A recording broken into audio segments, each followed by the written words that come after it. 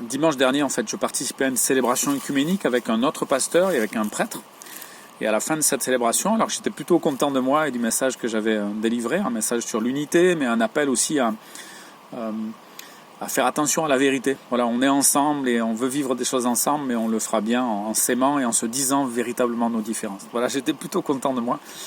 Et puis il y a une dame à la fin de la célébration qui m'a dit « Eh ben, c'était macho, cette cérémonie. 3 hommes et les quelques femmes qui ont parlé, 2 ou 3, c'était pour lire une petite lecture.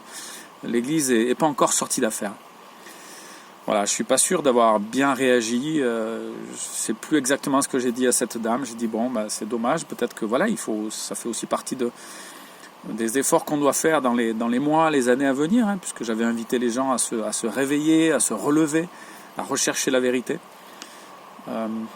Mais ça me fait penser, voilà, à cette situation qu'on est en train de vivre où les femmes réagissent de plus en plus. Elles disent de plus en plus leur souffrance, leur douleur. Et il y a 2 idées qui me viennent. D'abord, je pense qu'il faut vraiment qu'on réalise la douleur de beaucoup de femmes qui se sentent méprisées, qui ne trouvent pas leur place. Et il faut qu'on reconnaisse, en tant qu'homme et puis en tant qu'Église aussi, le mal qu'on a pu faire, le mal qu'on fait encore par des habitudes, par des réflexes, par des choses qui sont inconscientes. J'ai pas cherché hier à ce qu'il y ait 3 hommes qui parlent et j'ai pas l'impression que c'est ma faute. Mais je veux faire attention à la douleur de cette personne et à la douleur des femmes. Donc c'est vraiment une invitation à nous remettre en question. Il y a quand même beaucoup de choses qui sont culturelles, qui ont changé. Il faut qu'on fasse attention, il faut qu'on soit sérieux. Dieu a créé l'homme et la femme, il les a créés égaux. Et quand il y a eu des limitations à l'activité de la femme dans le Nouveau Testament, on sait qu'il y a beaucoup de ces limitations qui étaient liées vraiment à la culture, parce que c'était difficilement imaginable que Jésus ait 12 disciples femmes. Ces disciples représentaient les tribus d'Israël, et puis on ne les aurait pas écoutés si ça avait été des femmes. Pourtant, il y a beaucoup de femmes qui ont suivi Jésus. Jésus a donné une grande place aux femmes, il a fait des choses extraordinaires, et même l'apôtre Paul, quand il dit il n'est pas bon que la femme prophétise sans un voile sur sa tête, il veut dire que les femmes prophétisaient à cette époque-là. Donc voilà, il faut qu'on se remette en question, il faut certainement qu'on demande pardon aussi pour tout ce qui a été fait de mauvais, il faut qu'on voit tout ce qui peut être modifié.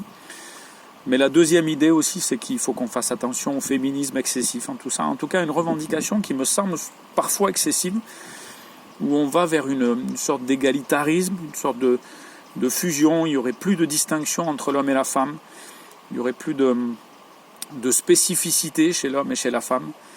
Et je sais que la complémentarité, quand on parle de complémentarité, ça a souvent été utilisé pour laisser la femme à sa place et pour qu'elle n'ait pas trop de place ou pas une grande place dans l'église, donc c'est pas acceptable. Mais c'est quand même quelque chose qui est vrai. On est complémentaires, on est différents, et le défi, c'est de vivre ça avec beaucoup de sagesse, avec beaucoup d'amour, et accepter de nous remettre en question. Le risque, en parlant de patriarcat, en parlant de cette société qui méprise la femme, c'est qu'on veuille tout remettre en question, et je pense qu'il y a un vrai danger. Mais l'autre danger, c'est qu'on ne se remette pas en question du tout. Que Dieu nous donne beaucoup de sagesse. J'étais malheureux de voir la réaction de cette dame. Je me dis qu'elle a peut-être même pas écouté le message et pas vécu la célébration comme elle aurait pu la vivre. Et je veux qu'on réfléchisse à tout ça avec le plus de sagesse possible, avec le plus d'amour possible, mais avec du courage. Voilà, que Dieu nous donne beaucoup de courage pour que les hommes et les femmes se parlent, pour qu'on soit sensible à la douleur de certaines femmes qui dans l'église ne trouvent pas leur place, se sentent méprisées, et que nos convictions théologiques nous empêchent pas de nous aimer, de nous respecter, de nous parler. Voilà, comme ce que je disais, je termine là-dessus, sur l'unité dans l'église. L'unité, elle viendra si on se parle vraiment, si on s'aime, si on se dit nos désaccords, nos différences, et on va s'enrichir, et on va grandir, et on va peut-être prendre des décisions qui vont vraiment créer l'unité. Voilà, l'unité entre hommes et femmes, elle est pas facile non plus. La communion, et elle va grandir, elle va se construire si on se parle vraiment, si on s'aime vraiment, si on pense à ce que ressent l'autre. C'est pas facile, c'est sûr. Allez, bon courage. Je suis sûr que le post va susciter pas mal de réactions, mais j'espère que ce seront des réactions constructives et qu'on a peut-être des idées pour que de nouvelles relations se construisent et pour qu'on soit respectueux les uns vis-à-vis des autres.